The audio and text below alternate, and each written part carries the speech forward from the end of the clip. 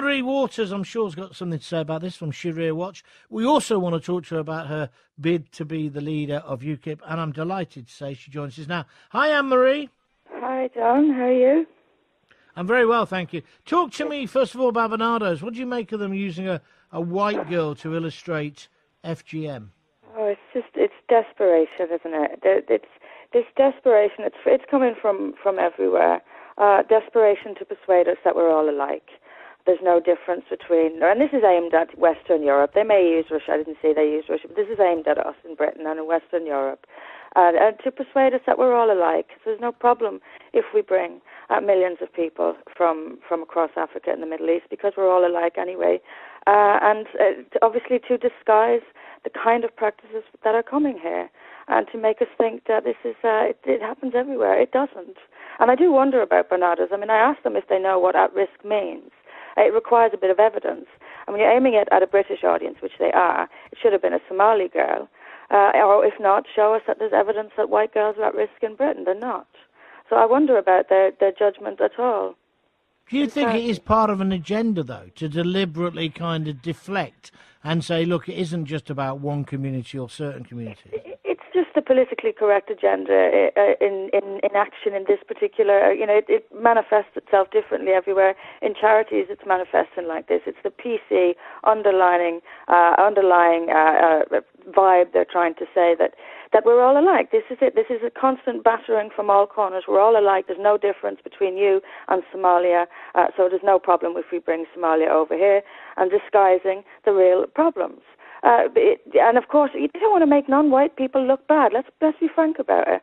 And as a bonus, they get to throw a little smear at white people while they're at it. It's the same with this UNICEF video I tweeted out today, showing a child marriage, and it was a white child and a white man. This is absurd, absolutely absurd. I think someone suggested that it was to show white people what it looks like if it's us. Which is another insult, as if white people will only care or understand if it's a white child being abused. This constant insult at us. There is some racial insulting going on in the world, and it seems to be open season on whites. This is just more examples of it, and a lot of people are getting tired of it. Okay, well, and what do you feel about the reporting, say, for example, now, today, of this Newcastle Muslim rape gang? Again, the BBC described them as largely Asian. What's all that about? Same thing. This has an extra element to it.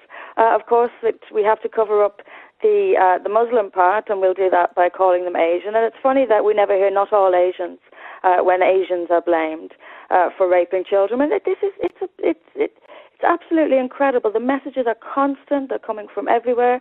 This constant driving home of lies, trying to hide what is obviously staring us in the face. These are Muslim rape gangs. They're not Chinese or Japanese or Thai. They are Muslims. And they're not all Asians either.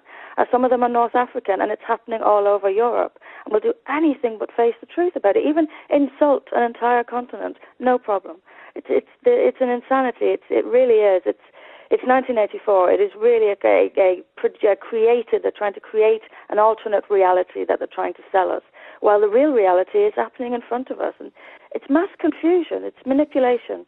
Really disgusting.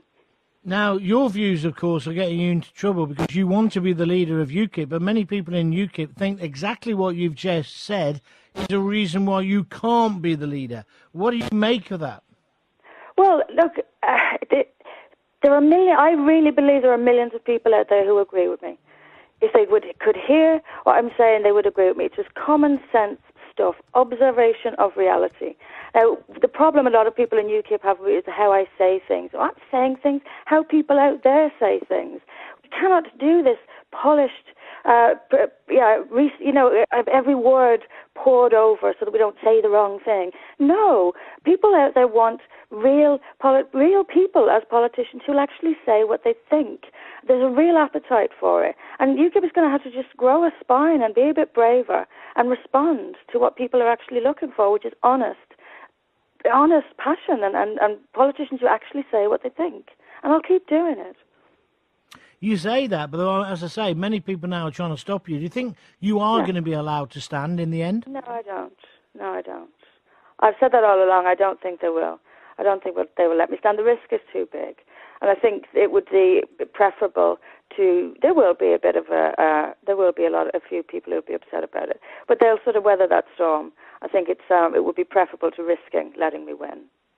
I think that's the conclusion. So you think they'll stop you running? And if they did stop you running, would you leave UKIP or would you stay in UKIP? No, I would leave. So they can have what they want.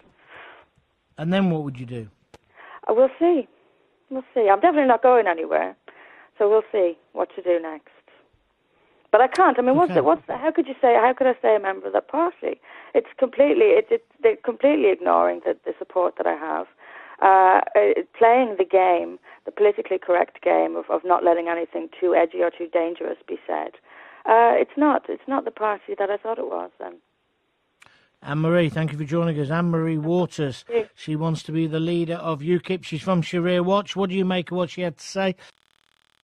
You didn't frankly have the balls to put country before party.